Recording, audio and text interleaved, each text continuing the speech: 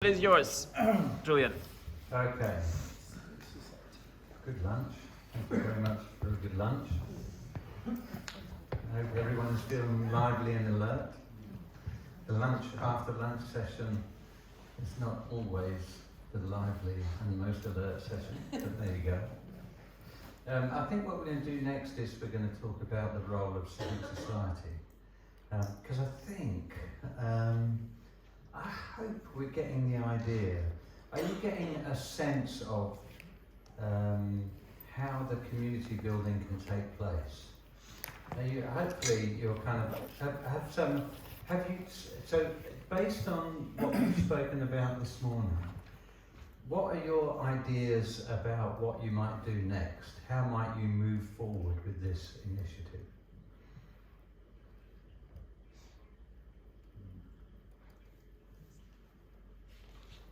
Far away. I've not done my job if you're sat there and go, I don't know what to think about, I don't know what we're going to do next. I hear a strong message that this services directory is something that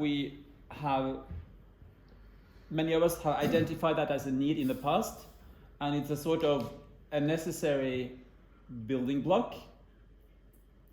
And if we can just do that, if you can just say, let's do it in a simple manner, and from there on, if we have that as a basis and the plan with community connectors, then we can actually, that's a starting point to me. It's a starting point. I think that there's so many things that happens on this peninsula here, but we have to structure, and that's I think the main thing. There's so many platforms, so many things. So I believe that we need this app or something. There are a few that are very good. So I believe that we can start with this, and then it's going to be much better than it is today. So that's a good start. I think the civic society, including the leaders, need to try to implement maybe the health and social securities into this philosophy,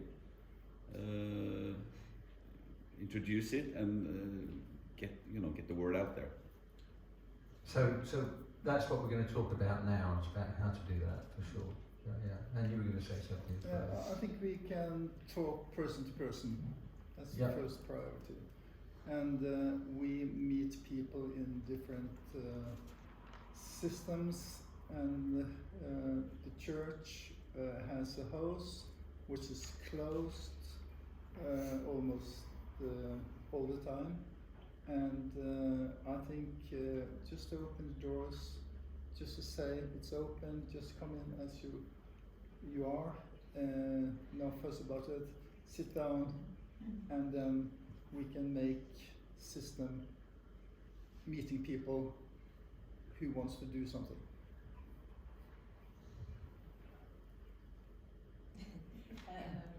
I've been thinking about youngsters. I mean, we have a lot of activities and it's all organized, but I think about those youngsters that fall outside of all these forms, and how can we be there for them? Because we have a lot of beautiful things, but we also have high suicide rate, divorce rate, and a really heavy drug problem at Nesodden. We are close to Oslo and there's no police. So we have to do it in a very smart way, perhaps like Iceland. I think they give activities for free, or there's some really great things they're doing. And then, now I'm painting everything black, and I'm not seeing the treasure in anything. So I thought of one concrete idea, and that was that we as adults, perhaps we could start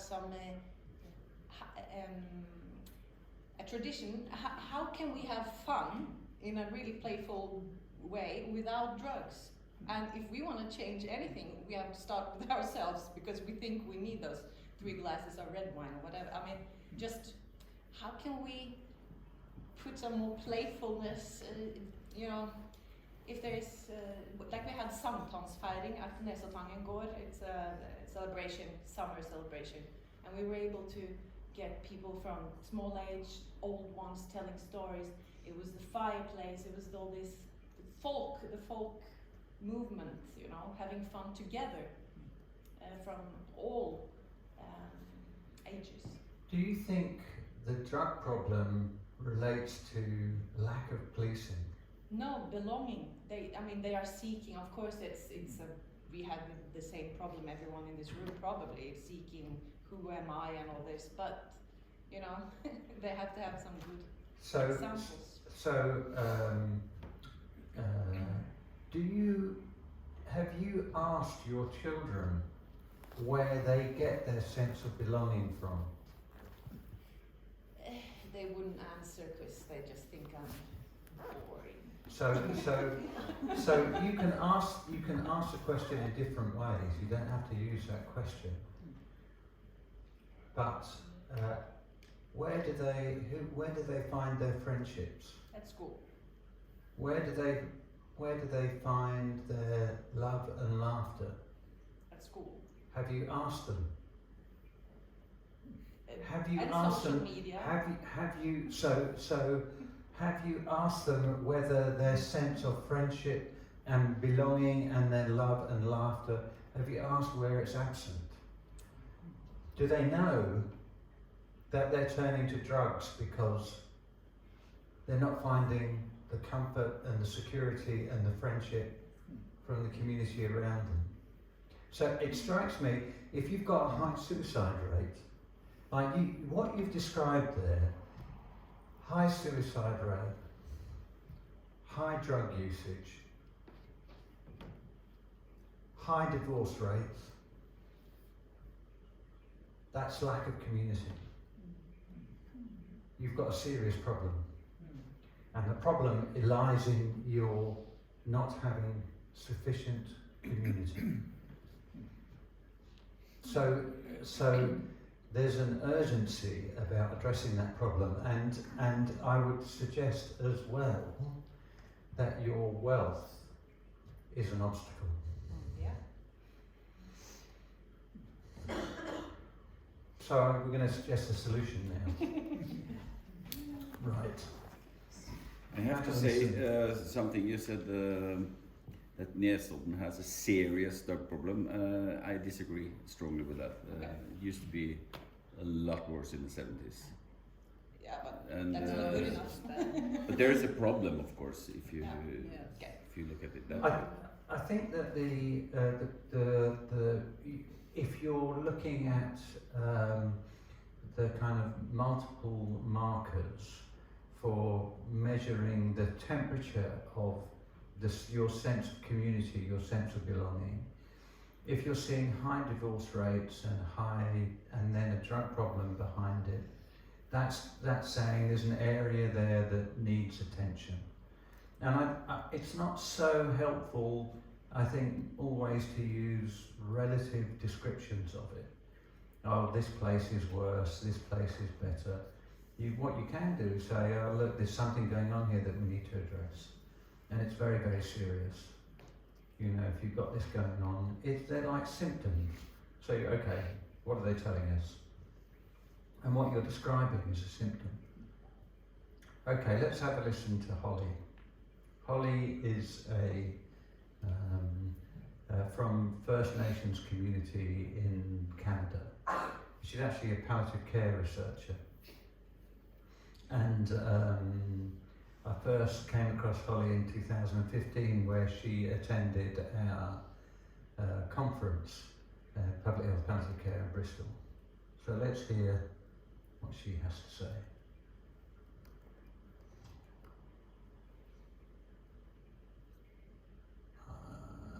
I don't think it's switched on.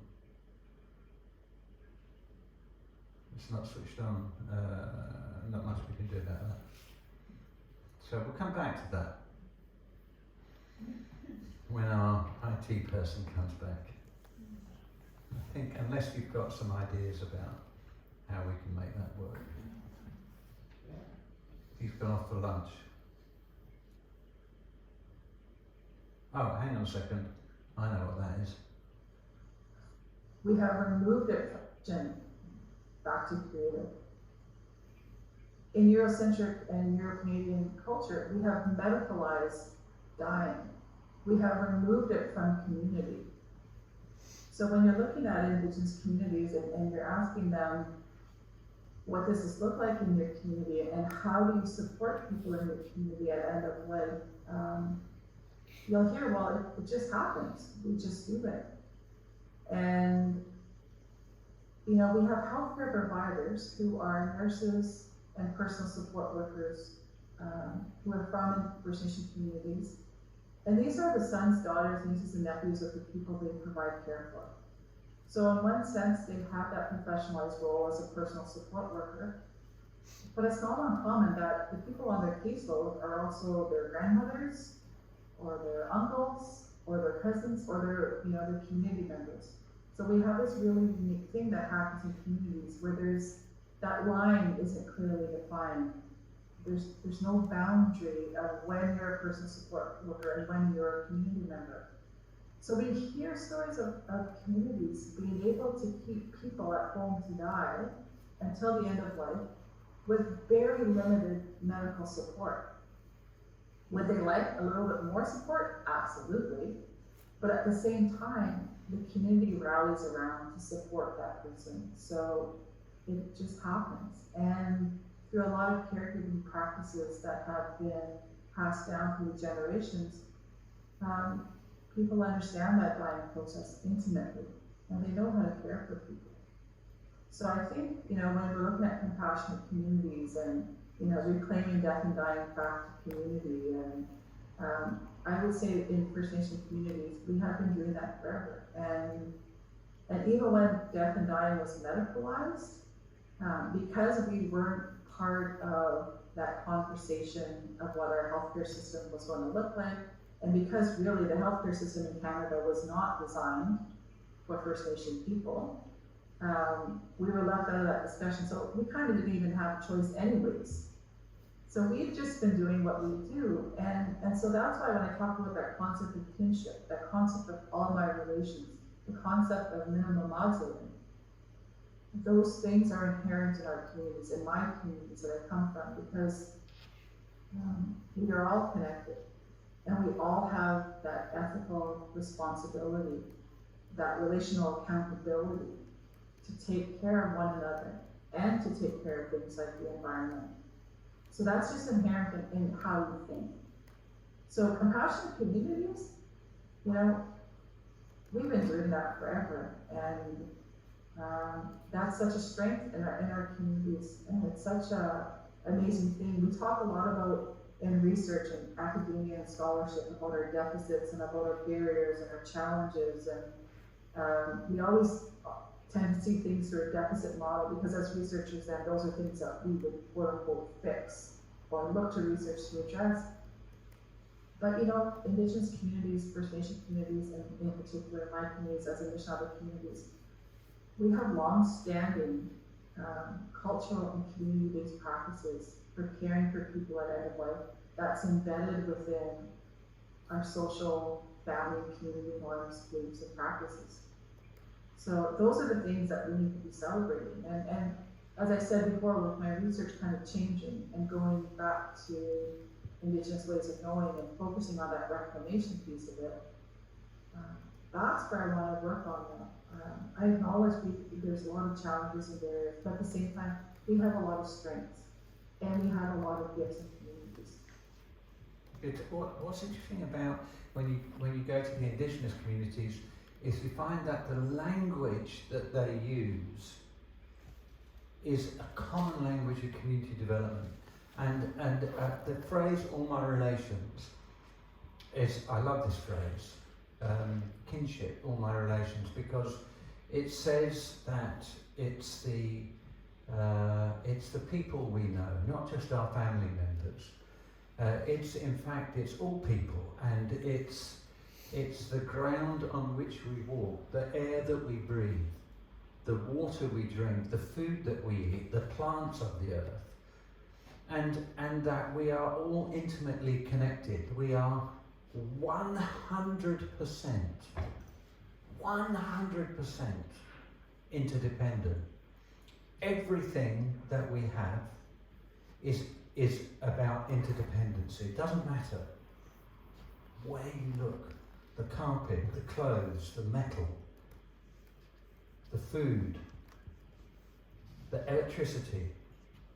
Everything is interdependent, and everything by definition has to come from the earth, by definition.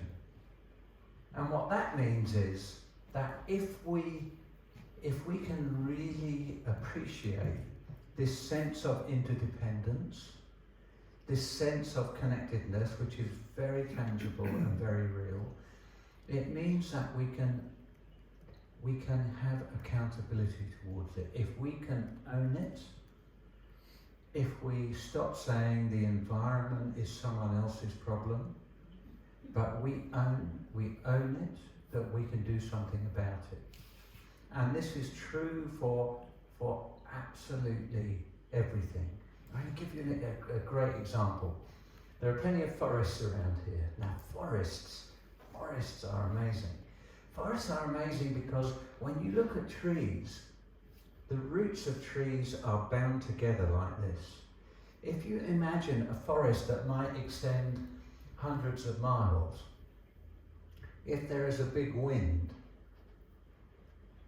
that each individual tree is supported by the strength of all the other trees. That's physically. But it doesn't just happen physically. It happens at a biochemical level as well, because the roots are connected by mycelial networks. The fungi that surround the roots mean that the trees can communicate with each other. That the strong trees can send nourishment to the weak trees. That they can send medicine. They can send them chemicals that will help to fight off infestations. What this means is that for a forest to flourish, every tree has to flourish. It is not just the yew tree or the ash or the oak which has primacy over the other trees. All of the trees flourish together. And it's that interconnected independence that allows that to happen. And it's exactly the same with human beings. So then if we're starting to think about how do we achieve this at a societal level, then we have something called, as we were saying, the Compassionate City Charter.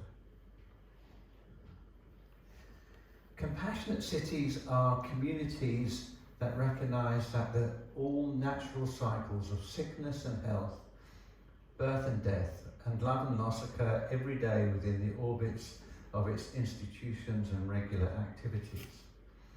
A compassionate city is a community that recognises that care for one another at times of crisis and loss is not simply a task solely for health and social care services, but is everyone's responsibility.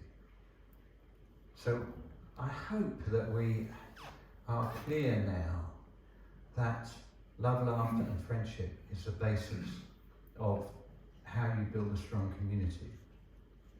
And that health and wellness and longevity comes from building compassionate communities.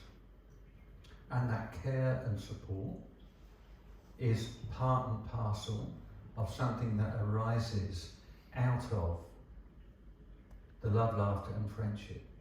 But we have a real problem about how do we institute this across, how do we make this information available to everyone?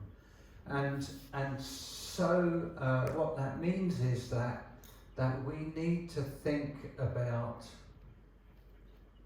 how we look towards engaging all of these different sectors. And public engagement, public communication, using all the channels that we've spoken about, is a really important part of this. that how we engage with the public. What are the discussions that take place? How do we use the media? How do we use the newspapers and the TV? How do we use social media? How do we use our museums and galleries? And what we've got is the Compassionate City Charter, which we've adapted. We've got one that was developed by Alan Keller here specifically for end-of-life care, but we've adapted that for. Is that the one I want? No, that's the one I want. I don't want that. Okay. Compassionate City Charter has got 13 points, which allow us to develop this in a. If we're talking about public health, we're talking about whole population. And the one we've got here, I've got up is for death and dying, but you can do it for one in general. But our schools have annually reviewed policies or guidance documents about death, dying, and loss of care, and our workplaces, and our trade unions, and our places of worship, and our hospices, and our museums and galleries, and an annual celebration for all the people who died, which is not a wartime celebration. This is some kind, I don't know whether you have this here, but in the UK we have the Armistice Day, which is a kind of nuts thing for, it's a kind of glorifying war. What about glorifying peace? You know, what about remembering all the people who died outside of conflict? Mexicans have Day of the Dead, for example. And then you can think about incentive schemes, a mayor's prize, or a deputy mayor's prize, and local government policies, and a citywide short story or art competition. And I don't know whether you have a very diverse population or not. I don't know. Do you have a very diverse population? Well, yeah. So if you're thinking about your community connectors, for example, one of the things with your community connector training is you can see whether you are getting community connectors from diverse groups. And if you're not, you know you have got a problem with communicating with your diverse groups. That means your conversations that's happening with your diverse groups is something that really needs to be addressed. Because diversity needs to be addressed in a very thoughtful and deliberate way. And then you can think about homelessness and imprisonment. And the increasing the sectors annually that participate in this, so that you get the spread, and that you can draw together your local council, your chamber of commerce, your educational institutions, your religious organisations. It doesn't matter what any of these groups, you draw them together and you form a central committee where you start implementing the Compassionate City Charter in a unified way across the whole of Nesodden, so that the conversation can take place and that you build the community infrastructure from the ground up. And we're going to talk a little bit, I think we're going to do the last session on power relationships, because we have to address the issue of power, because power strips communities. But in the meantime, what we're going to think about is how things are related specifically to the Compassionate City Charter. So that what you're doing is you're identifying the contact points between the different sectors and the communities. You're renegotiating and re-establishing the relationships between these different sectors. One of the things, so it's, if you like, if we're going to take the forest analogy again, which is probably quite a good thing to do here, is that It's not the individual trees that make the difference, it's the interconnections between the trees that allows everything to flourish. And that means that all of your state institutions need to reconsider and re-establish the relationships that they have with community and work in harmony with community. I'm going to jump around a little here because it's worthwhile. What do you mean by third sector? Third sector is charitable sector.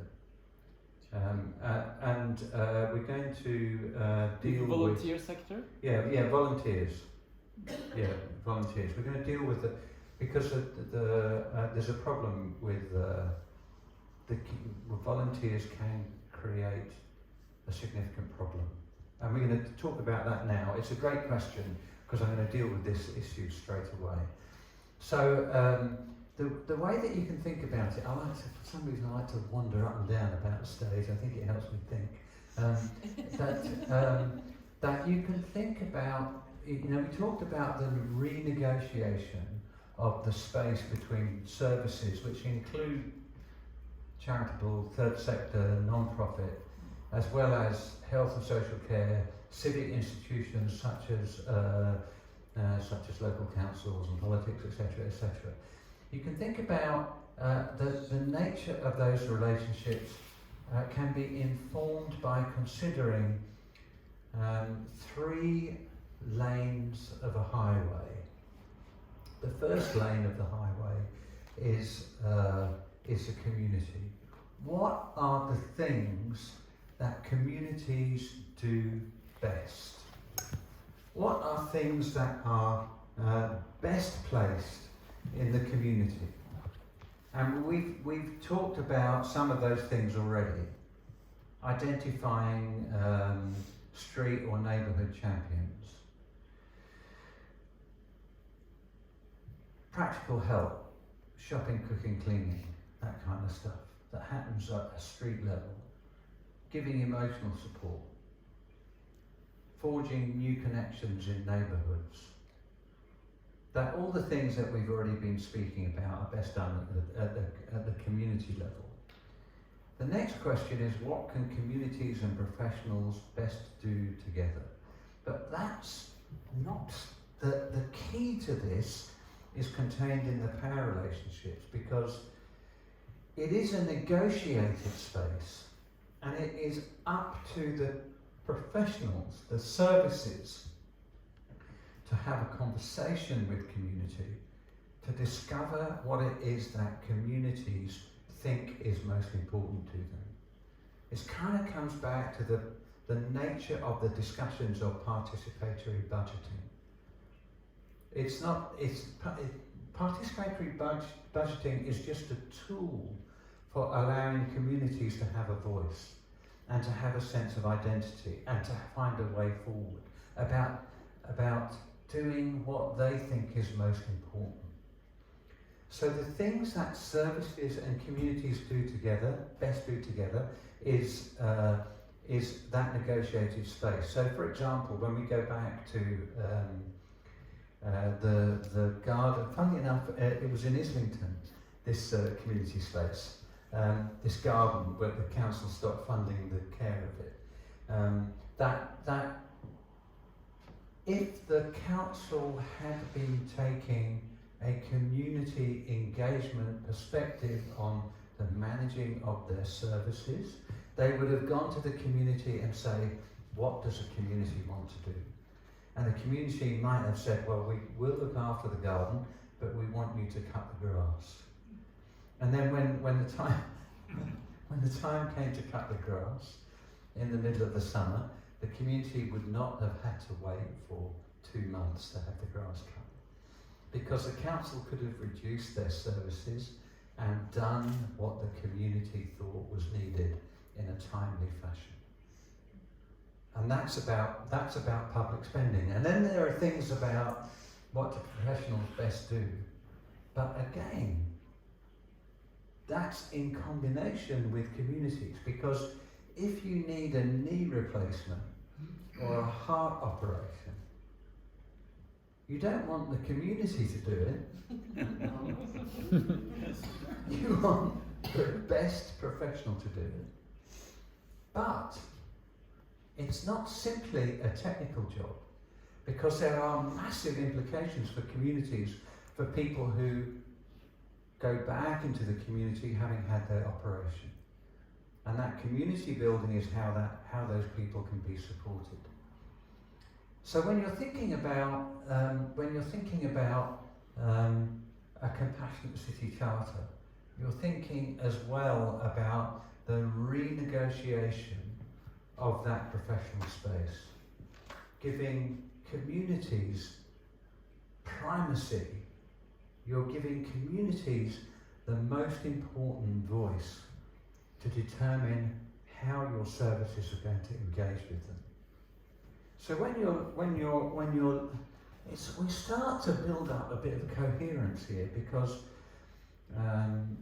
when you're looking at the schools example is a great one, because then you're looking at where are the community treasures, and how can we make best use of them. And if your school, if you see your school as a community building rather than just an institution for children, then you can start to use it as a community space.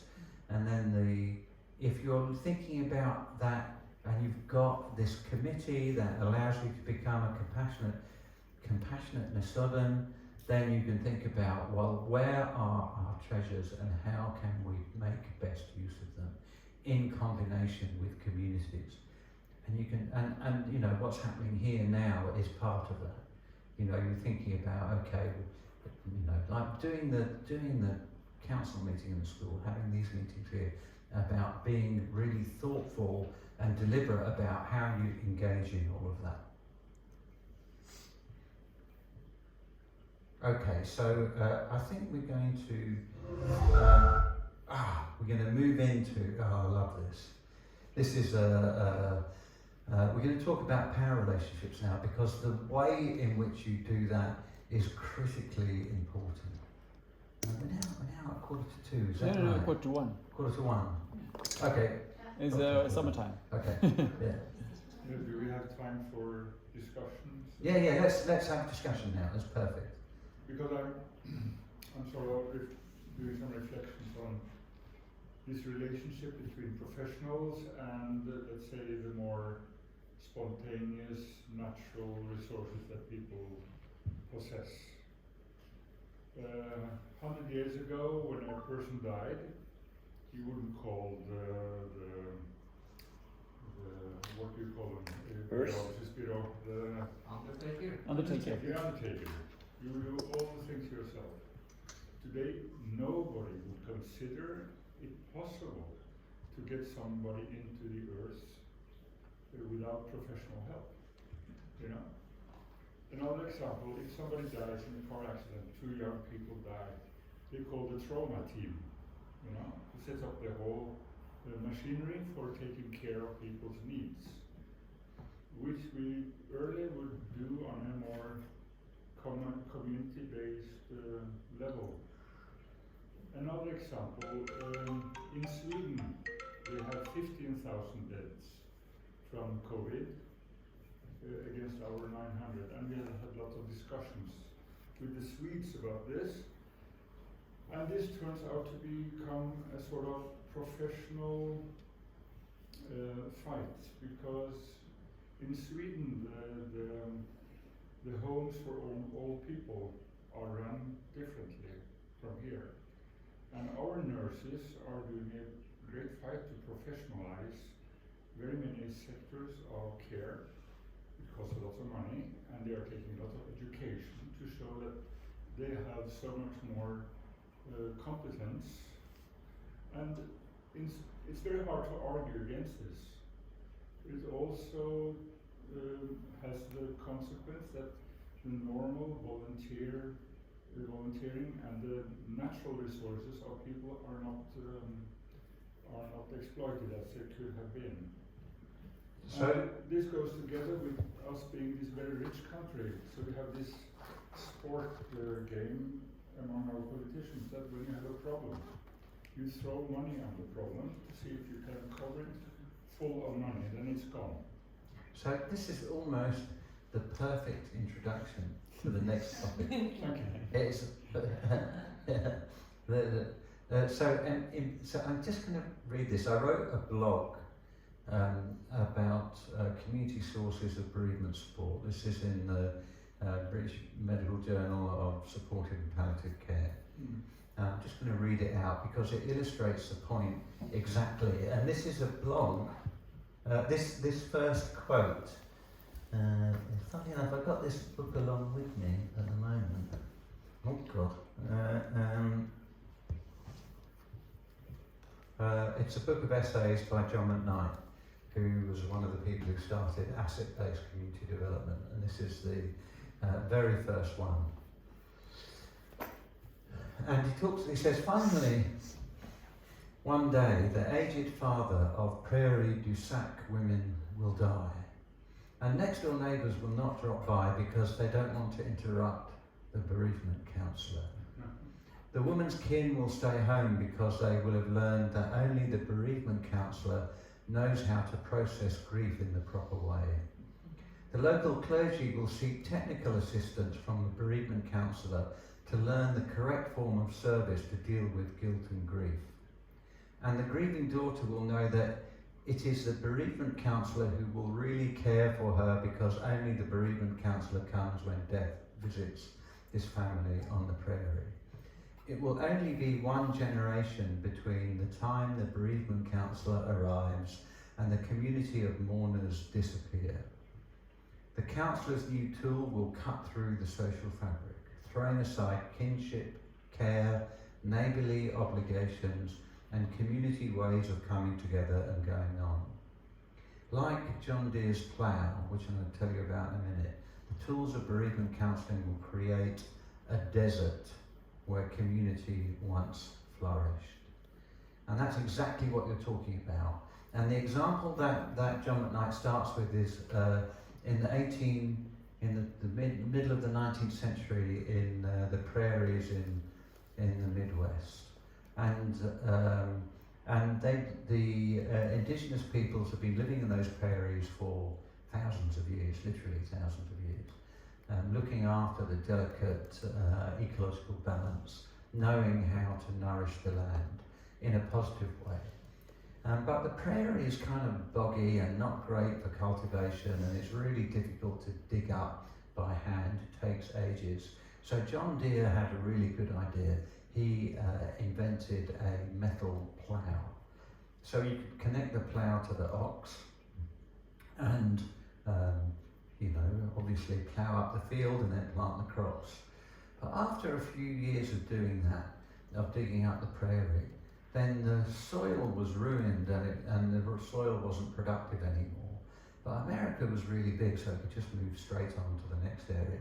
And at the same time, the Native American peoples have been moved into reservations.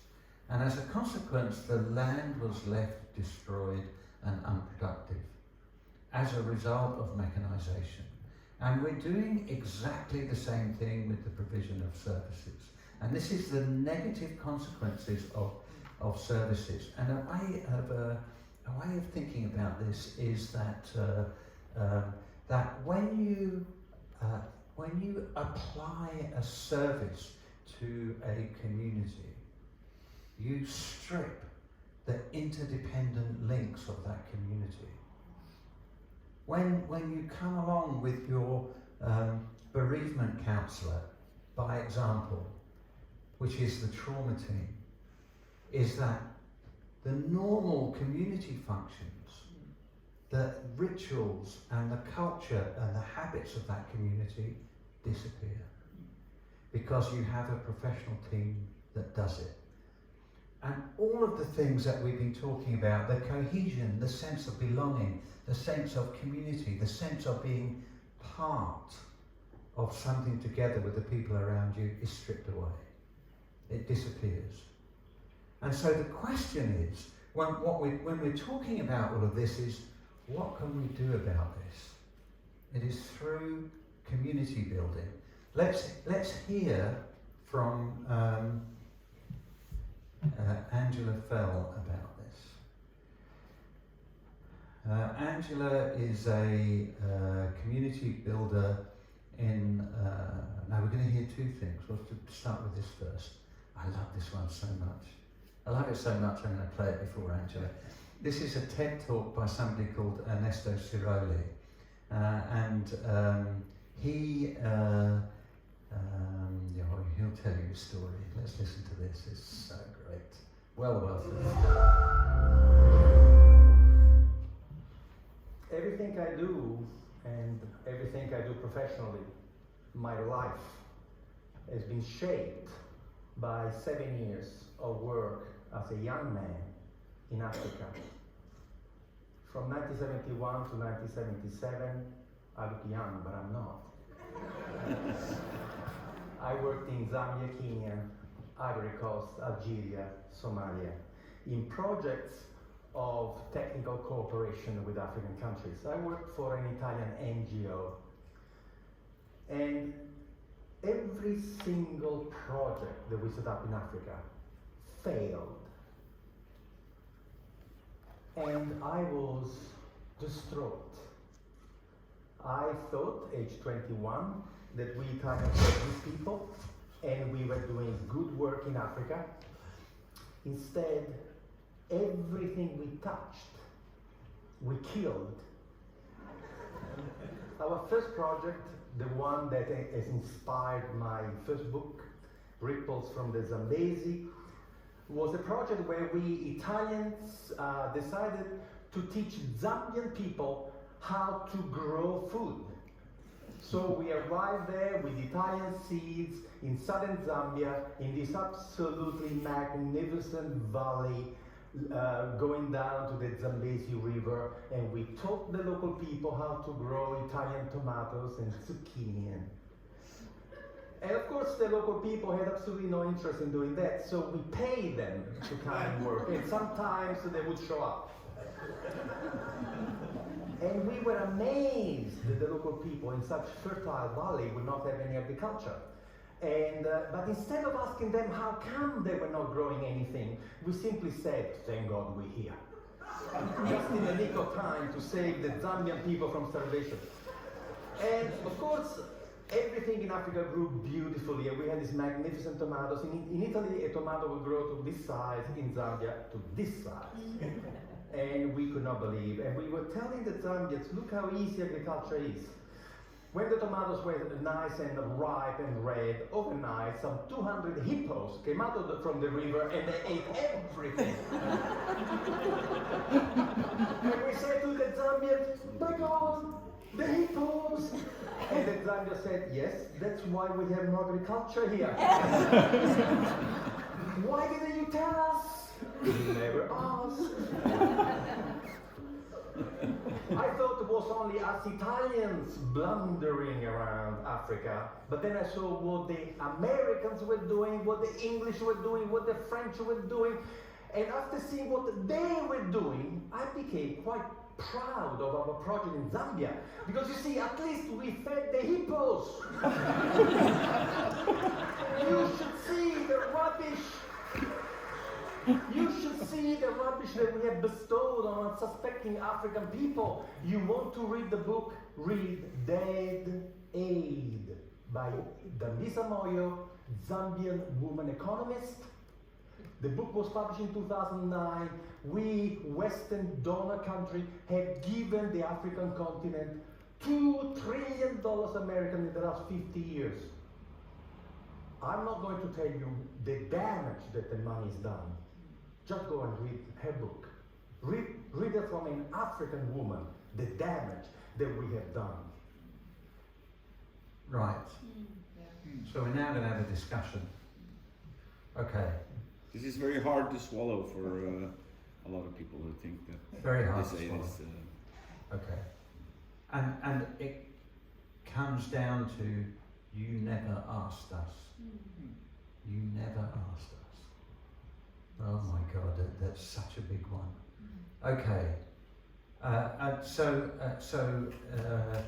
even in spite of the best intentions, even in spite of a compassionate motivation of wanting to do something good, without wisdom it is easy to make crass mistakes, which makes community disappear.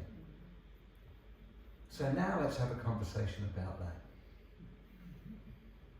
Okay, if you and we've got our deputy mayor here who can tell us about how the state sector functions. How could it be done differently? If you're thinking about, you know, how you support young people who've been involved in a car crash, or how do you, if you think about people who, what happens to people who died, what happens to how you're going to renegotiate that space between professionals and communities. How are you going to do that? I'm asking you. You've got to come up with ideas now. You know, we got like 15 or 20 people in the room. I don't know how many people we got. It means we've got, every single person has got a different idea. And so every single idea is valuable. So let's start to hear them.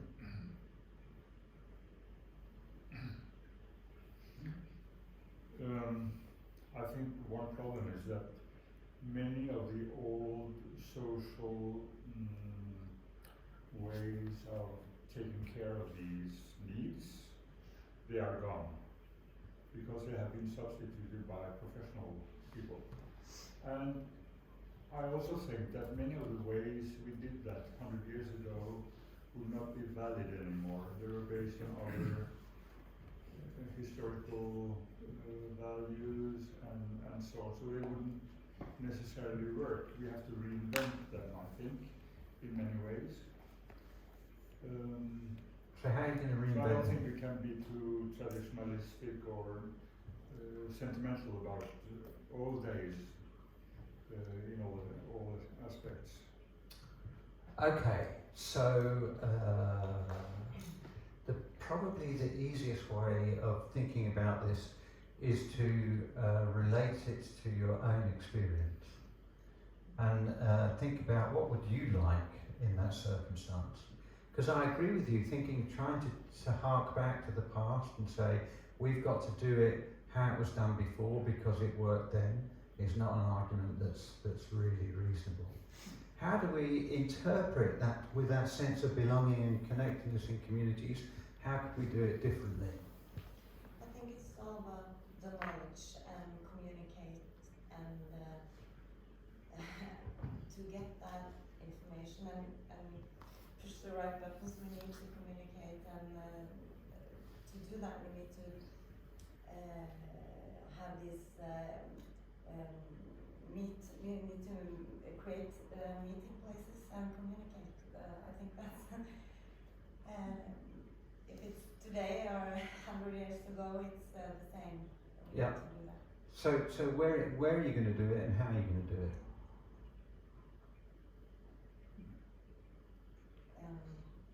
We need to meet them and the people. If it's older people or if it's school kids, we need to go where they are and meet them. And it's we need to ask them. We need to ask them the questions. Who's the we? Yeah. Who's the we? It's all of us. All of us. Yeah. If Okay. you're a grandma or you're a mom or if you're in work or anything. Yeah. Okay, so yeah, go on. Yeah, and maybe we must find these ildsjeler. Enthusiasts. Yeah, Community connectors, kanskje jeg brukte det ordet. and first seat and go forward, you know, to help people getting into people need sometimes or maybe most of the time to get a kick in the ass to get to places, and yes, we're thinking of things, we're talking about things, but they're not doing things. And I think it's about doing and go there and do the things, and that's, I think, is a key point. So how can the local council participate in this? Do you hear me at the back if I speak to Julia? Should I? Yes. Yes. Yeah. Okay. Two examples that give me hope and inspiration. One from this Monday. We opened a refurbished new church at Fagerstrand, where the place with urban sprawl that Hedda talked about. It was a project where the church had fallen into disarray, and the council had allocated money to do the refurbishment of the church itself, about 4 million crowns. And then the parish council, which Paul Erik here heads, they took the initiative to basically get both volunteers and local private companies and organizations to donate money or food, etc., for doing work on the parish house, which is a sort of a community house next to the church. And the story I heard on Monday when we opened the church was one of, I heard a story of a council led, a municipality-led investment project that triggered, let's say, third sector project on the parish house, and the two worked nicely together to reinforce each other and create an entire new church property, which just looks so much better, and if we can spread that sort of culture where the municipality does something, but invites and perhaps provides incentives for the rest of the society to join in and reinforce the project, that's really encouraging. The other example I want to tell about is this, I don't know how you translate it into English. In Norwegian it's called Ressurskafeen. It means the same thing in Norwegian as in English. It was an initiative from an enthusiast or an obvious community connector a few years ago. So told without any money at all from the municipality or anywhere else, I think.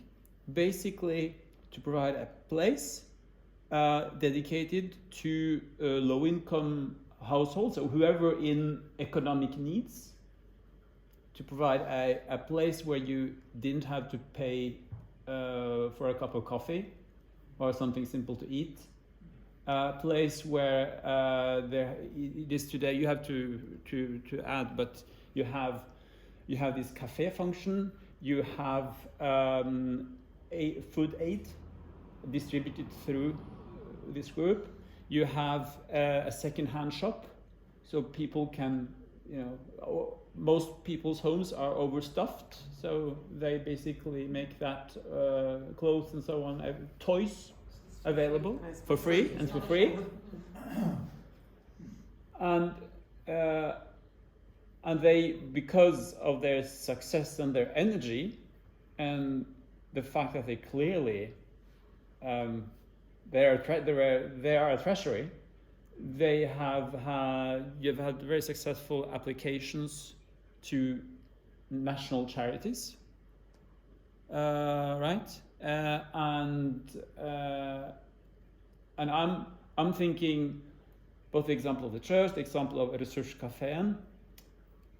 I hope that I see a role for the municipality to be there to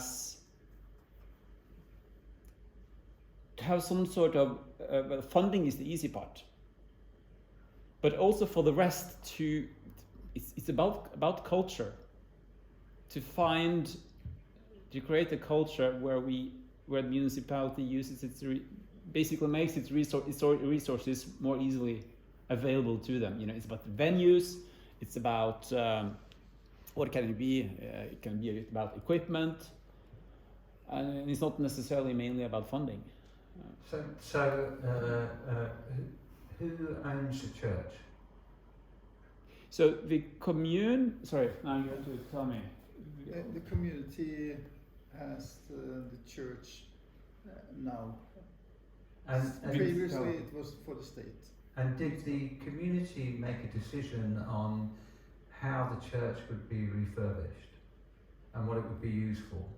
We have a church council for all the churches, and we see the needs, and then we make a petition to the community. When you say community, it's the municipality, it's the council. Municipality, and we ask for a sum to rehabilitate churches, etc., etc. And we have a very good dialogue. And instead of getting the roof down, that solved the problem. So we thought, okay, we got the money to do that, and everybody who's in Fagersta wanted to do something. The pensionists came and they said, okay, now you can use my gifts. I'm a pensionist, but I want to do something. So they did something. So we had about 20 volunteers going for 1 year, and together with the people from the municipality. Yes. So this was, as I can see, a connectors system, and where the volunteers made this because they wanted to do it, not because the community said it. And what's the church being used for now? The church is for the people at Fagersta, all the people. For religious purposes? Religious, and they can, even if you're not religious, you can go into the church, you can sit and you can have a light, you can, yeah. And we have this house besides the church, Parish which house. we want to open as a light cafe where people can come, young, elderly, whatever. And spring 2022, we think then we have to open it and people can come in, drive-in system. Yeah. So it sounds great, the project. It Yes. sounds really good, and it's great that you've got community participation in it. Yeah. It's really good. And it created joy. Yeah, exactly. And people connected, and people were talking together. But then, so that's absolutely community building. Mm. But then there's a question to ask: are you feeding the hippos?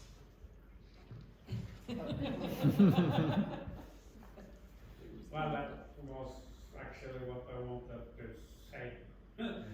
Because are we thinking, are we growing tomatoes? Do we ask enough question to the, I think maybe we should think a little bit more like businesses do business development and product and services. Earlier, you develop product and services and you try to sell it to people, different customer groups. What you do now is you develop together with the customers so they are involved in all the development process till the product or service are finished. It means we probably need to be even more better listeners so we can define the needs of the youths, the elders. What do they want? Do they want a house? Do they want to walk? We need to know them, and then we can see if the church is a good thing or another place to be, or I think it's involving the customers even better is one way to go. I see your point of view. We spoke with the Kirkeskogen Youth Center, which is 100 meters downstairs, and they told us we have no meeting place for the people who lives here. And I said, okay, then we can make a terrasse. So we can make steep, what do you call it, path, so you can go inside, and it's open for everybody. I mean, and they said yes, they're just waiting, and they were waiting, and we said we have to open it in 2022 because then the sun is coming back again. And I said, yes, we want to do something. So you asked the farmers about the hippos? Yes, in a way. Yes. And that's a critical point. That's the point I'm getting at. Because you're saying, you know, that 4 million kroner is like maybe just around about £400,000. And at a municipal level, that's a lot of money. And you have to ask the question, is that the best use of that money? And if it's the best use of the money, if it's not, how else could the money have been used? And I'm not trying to be critical of the project. I'm using it as an example and trying to get back to the root of how do you overcome planting tomatoes? Yes. You know, because that's and then that comes back to how do you have the conversation, which is what we, you know, whether you're planting tomatoes or inventing the plough, the impact is the same thing. Is that you destroy those interdependent links of community, and so you want to be sure that the decisions that you make are built around that interdependent links, and that you develop a coalition of communication with the 3 lanes of community that we already spoke about. Well, sorry. Just an example, a successful story from the third sector here. Nesodden is building. We have a folk sauna, it's a folkebadstue, as we say, and that's was built a couple of years ago. Extremely popular, 16 hours a day. This sauna is people coming from everywhere, meet together, having a good chat in the sauna and go home from 8 o'clock in the morning to 12 at night. And that was built and coming from the third sector. And I think it's coming more of these saunas. It's very, very popular. So you have to ask, what do you want? What if you want to meet, find new meeting areas or arenas? You have to, and that's one thing that I was successful out here is saunas. We have a coast on the east and on the west. Yeah. So yeah, go on. I like that example. Yeah. And you have also another one that I am involved in which is the production, the construction of a bike park as a meeting point for young people and old people and everyone who wants to find joy in nature. They have conflicting interests because you have the environmentalists who said, oh no, don't take the woods. The woodsman must be left alone. But the kids, they bark there anyway. So you have, it's a matter of who's shouting the loudest and have the most power in some of these areas. And so, also with the sauna thing, we are trying to do that also in Fagerstrand, but then there's people in the Well who said, now only for people who lives within 200 meters from the sauna can use it. If you live a little bit farther, you're excluded. So there's some there's interesting clashes here. Yeah, definitely. Negotiation in communities, absolutely. And here I have a question about what is a community, because Nesodden, with 20,000 inhabitants, 1 municipal council with 31 councillors, you have 3,000 people living at Fagerstrand in the south, about 1,500 here at Fjellstrand, and then 13,000 living in northern Nesodden. What is, if Nesodden as a whole is not the community, how do you then avoid that it is the loudest and strongest stakeholders who become the community at the smaller level? And of course, we have a, let's say, because of these, we call them vel. And basically it means, it's a shorthand for association for the betterment of an area. And it's even stronger here in Nesodden, at least historically, than in most places in Norway, because essentially they grew up from from the times when transport was, there were virtually no roads. Transport was by ferry from Oslo and down to both coastlines. There was no infrastructure. People constructed secondary homes or summer homes. And of course they needed to get around, and they had to construct the roads themselves. And everything else followed from there. So you have these, I don't know how many there are, but they are active at different levels. But of course it's who is active in a vel, how many of the inhabitants in that area are active, that will vary a lot. So it becomes, especially when we talk about planning issues, should there be a bike path or not, or when we talk about issues pertaining to money, of course, quickly you get into a discussion, who has the legitimacy to make decisions? In other words, who is the community? And it is challenging to see how that can be done for decisions of importance at a lower level than a municipal council. Any solutions to that? I can come up with some ideas, but what are your ideas? How are you going to get over that problem? You don't need me to tell you solutions. Work it out for yourselves. There's a really big bit of this which is about creativity and feeling free to think differently. So let's have your community members. You're here. What are your solutions? You mean to avoid that just the loudest voices get heard? You need to find a way to listen to more. So how are you going to do that? You want to engage the silent majority, that's what you're talking So about. It's like, for example, it's done, not maybe a lot, but we have this folk meetings. And I'm not sure if that's enough. Because in a folk meeting about something important, how is Fagerstrand, for example, going to be developed? You have a folk meeting.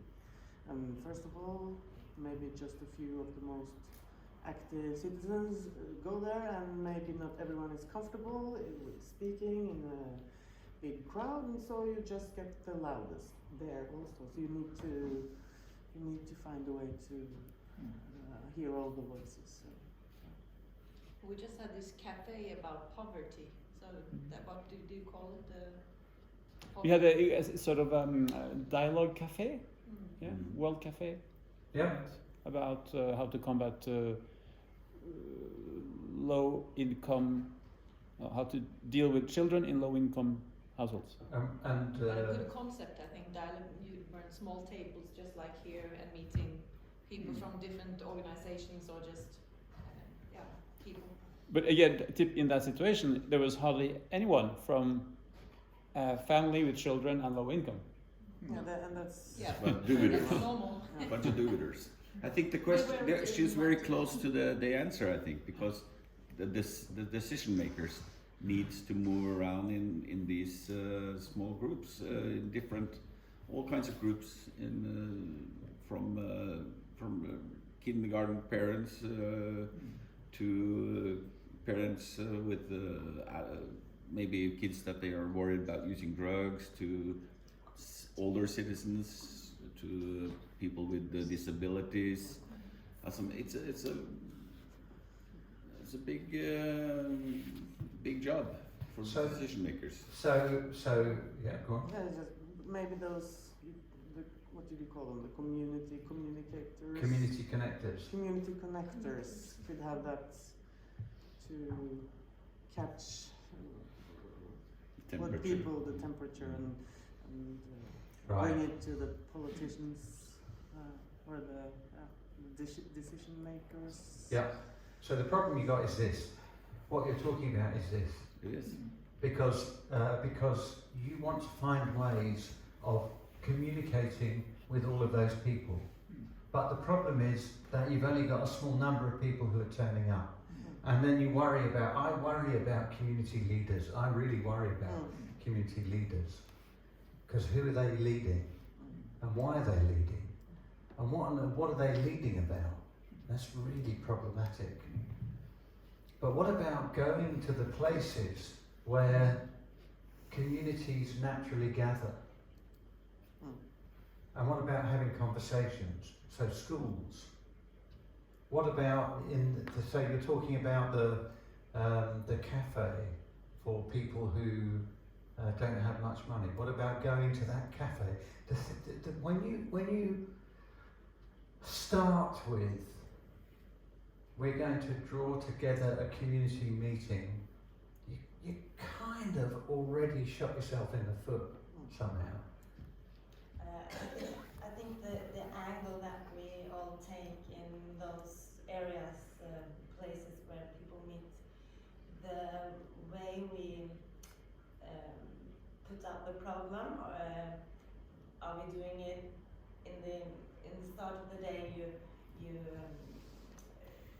gave us the big difference in looking at the treasure map, or Yes. or the problems. So I think that we have a really big responsibility in how we address the themes.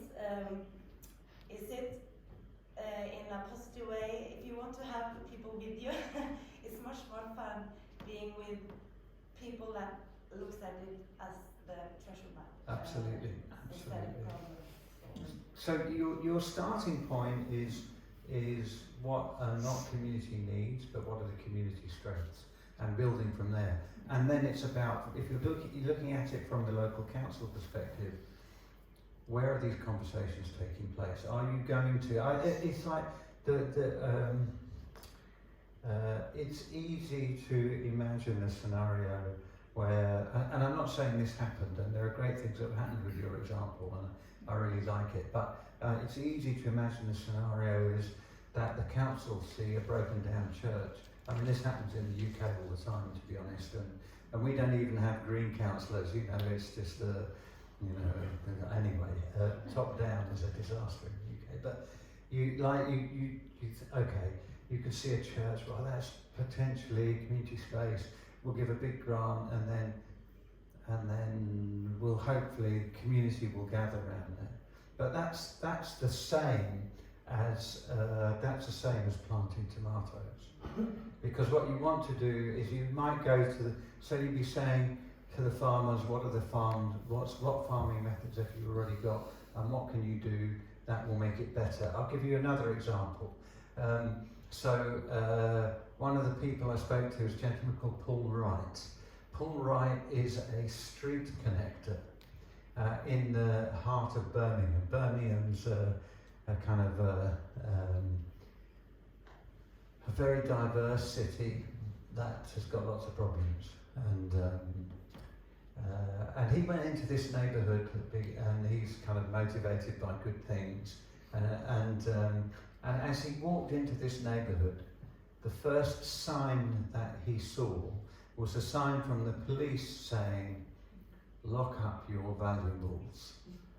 And he thought, well, that's not a great entrance to a community. But he went into the community and he loved it. He loved it. It was a poor community, but he said the characters there were fantastic. He saw the community treasures. And then, so he loved it so much, he moved in there with his family. And then he did this business about walking around and having a look at seeing what's going on, and he didn't see any young people.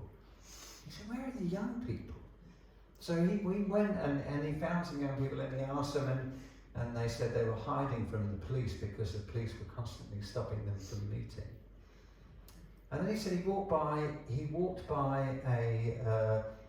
there was a basketball court, and there were a couple of young lads who were practicing who were playing basketball, and so they just got chatting, and these young lads, they played basketball, and they started to teach other young people in the neighbourhood to play basketball, and then there's a bit of a gathering of people playing basketball. And so Paul said, well, what can we do that would help you? And they said, well, a bit more equipment would be really handy. Not a big investment, but just a bit more equipment.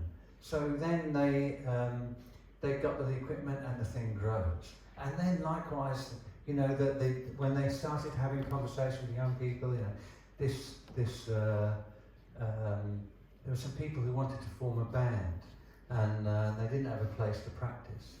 So they found a community space to practice, and then they could bring their equipment and they could practice, and then other people could join in, and then they had a karaoke night and an open night mic at the local pub, and then the community activity starts to bubble up. And the key is about going to the places where people are, where people gather, and start those conversations, and don't come with a top-down tomato solution.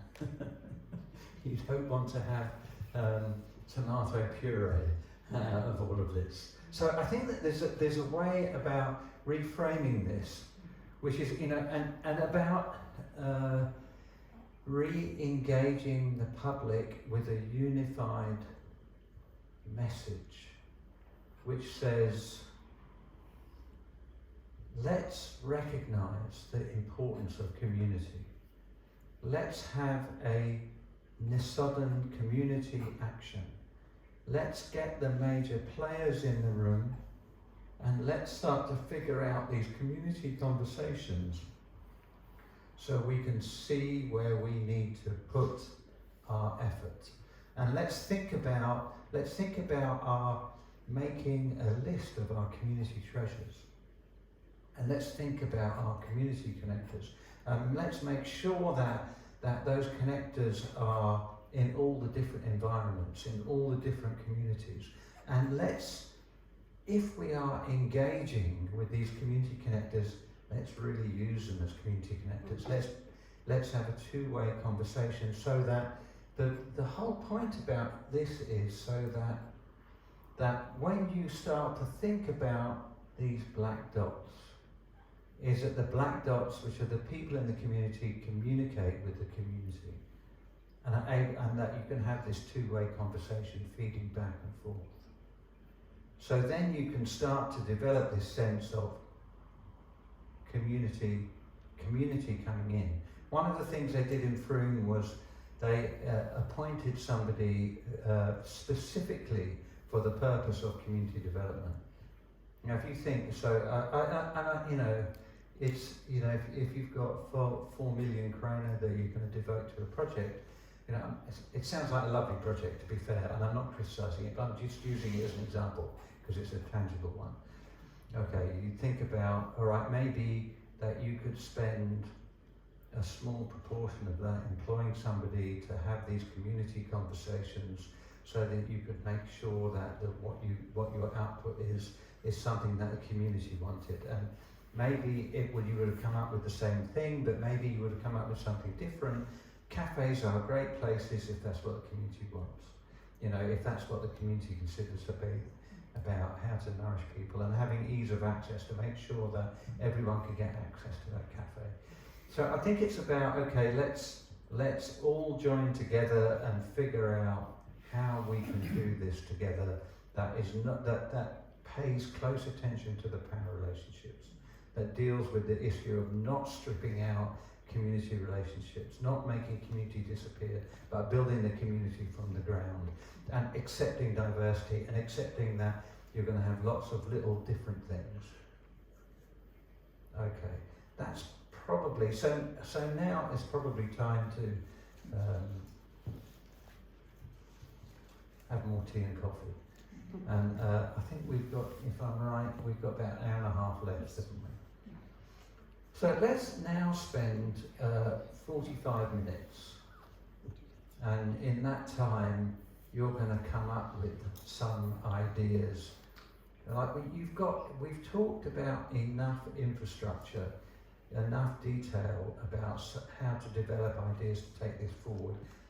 Now each of your tables is going to come up with a series of suggestions of initiatives that you can do that will take this whole thing forward in the different communities in which you live. How do you have conversations with farmers before you plant the tomatoes? Any questions?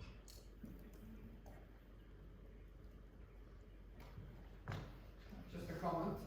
I think what you're saying is that we should start at the micro level. Yes. And do things bottom up. Yes. Which doesn't address the problem of prioritization between different projects, but that's probably not part of what we should think about now, but more about what can we do at the micro level. So what the question is, that why can't you, if you begin those conversations at the community level, at the micro level, why can't you have priority conversations when you know at least what the community has come up with and get the community to decide what is their priority? Remember that in our definition of wisdom there's decisiveness, but it's also the ability to listen. So if you make sure that you have this conversation going on which takes into account these relationships, then you can carry on with that interplay. So what happens with democracy, well, I don't really call it democracy. Democracy in the UK is you have the politicians tell a whole load of lies once every 5 years. That gets them back into power, and then they go and ignore everything that they've said. We're better, we have it every 4 years. Oh, okay, well done. You've got more lies then. Okay, so we'll spend the next 45 minutes drinking coffee, eating, and coming up with a plan.